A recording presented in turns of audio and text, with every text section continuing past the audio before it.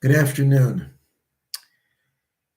The Sefer Otzros HaChaim, Otzros Chaim actually, written by Rav Chaim Vital, the student of the Arizal, lays out the Lurianic understanding of the process of creation to begin with and the spiritual structure of existence.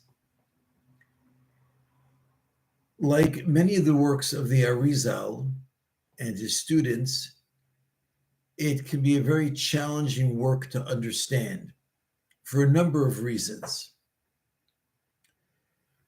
One of the reasons is because the Arizal and most Kabbalistic works are speaking in metaphors.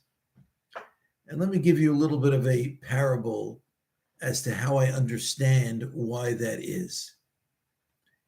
Imagine for a moment that an alien shows up, and in the galaxy where the alien comes from, the concept of love doesn't exist.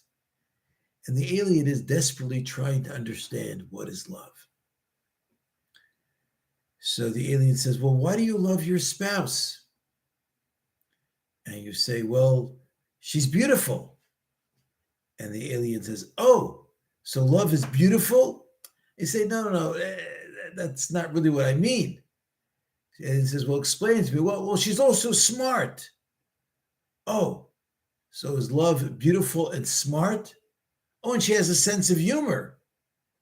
So is love beautiful? Is it smart? Is it a sense of humor? Is it all three? The fact of the matter is, it's all of them and it's none of them.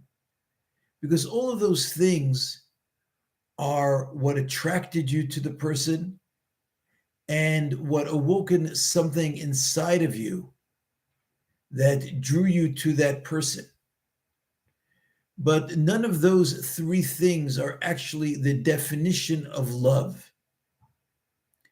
And frankly, the more you could define and put into words what that love is, the more you're cheapening it and moving away from the reality of the love. It's one of those things that the Gemara uses the phrase liba lepuma lo galia, that the heart cannot reveal to the mouth. But we need all of these little things around the side, the physical attraction, the intellectual attraction, the stimulation of the sense of humor. None of those are love, but they're all what create the love to rise within the person. In the same way, Kabbalah is a discussion of our... Excuse me, sorry about that. Kabbalah is a framework by which we can develop a relationship with Hashem, and we can understand through that our purpose within existence and within creation. But that relationship and that purpose, that's something that we have to find within ourselves. The most anyone can do is give us certain pointers to where and how that relationship should be. But at the end of the day, it's something within our hearts and something that really we lack the vocabulary to truly express. And what makes understanding many Kabbalistic works so challenging is they're pretty much all written in the language of metaphors around the relationship, with the goal being that by studying the metaphor, it will empower us to find the true relationship within ourselves. Unfortunately, some people end up taking the metaphor a little too seriously and living within the entire world of the metaphor and never really finding the truth of that relationship within themselves. In the 1700s, there were really four people who took the teachings of the Arizal and moved them on to the next plane. In Yemen, there was the Rashash, and in Eretz Yisrael, where he came to, and he really went through the metaphor and resolved many of the issues with the metaphor itself. There was the Ramchal, living in Italy, and after that in the Netherlands. And the Ramchal took the teachings of the Arizal, which can sometimes be confusing in how they're presented, and he systemized them. There was the Gaon of Vilna, who believed that the entirety of Torah was one body, one corpus, that all had to fit together. And therefore, what did the Gra do? He spent his life resolving issues and questions of how does Kabbalah fit together with the Talmud and the other parts of the revealed Torah. And finally, there was the Baal Shem Tov and the entire school of Hasidic thought. And they were the ones who said we have to focus more on making sure that people understand that the metaphor is just a metaphor, and that there are things that we have to find within ourselves, practically speaking, in our everyday life, of character development and spiritual development. And we need to focus on finding those things and understanding them. And those four people, again, the Rashash, Rav Shalom Sharabi, the Ramchal, Rav Moshe Chaim Lutzato, the Gaon of Vilna, and the Baal Shem Tov, each one of them with the piece that they contributed, and then their students who followed them, how they further developed their teacher's approach, they contributed to the dissemination of Kabbalah and really to our understanding of Kabbalah today. One of the foremost teachers of Kabbalah today is Rav Itcha Meir Morgenstern of Yerushalayim. He was actually born in London and grew up there, and he now has a yeshiva in Yerushalayim. Basically conducts himself like a Hasidic Rebbe.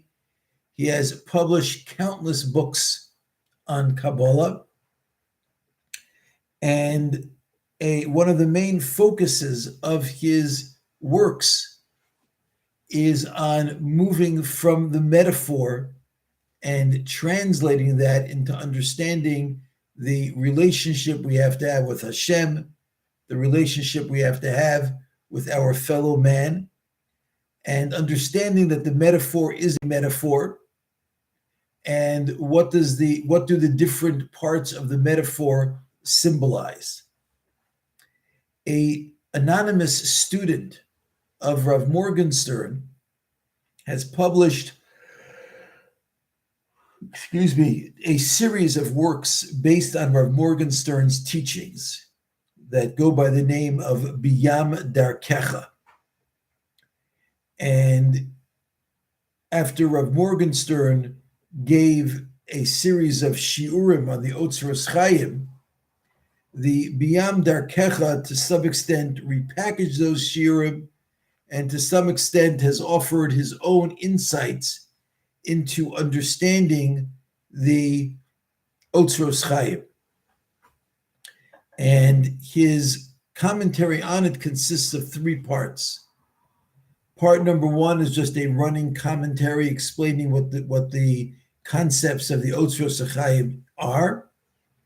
Then he has footnotes on each page, which are mainly there in order to make sure that you're understanding the symbolism of the metaphor. And finally, there are other footnotes which are geared towards understanding how to take the Kabbalistic messages and turn them into practical use in our everyday life. Now, I promised myself that these videos were not going to be more than 10 minutes long. I'm already at the 10-minute mark, but I also wanted to start. So I'll read the first couple of lines and we will continue B'Yirtzeh Hashem later this week. And I felt it was appropriate to start now because since the Sefer begins by discussing creation, and that's what one of the things we're celebrating on Rosh Hashanah, it's a good time to start.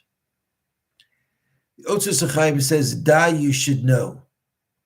Ki tchilas hakol, the beginning of everything, hayakol hametzios or pashut. The entirety of existence was a simple light.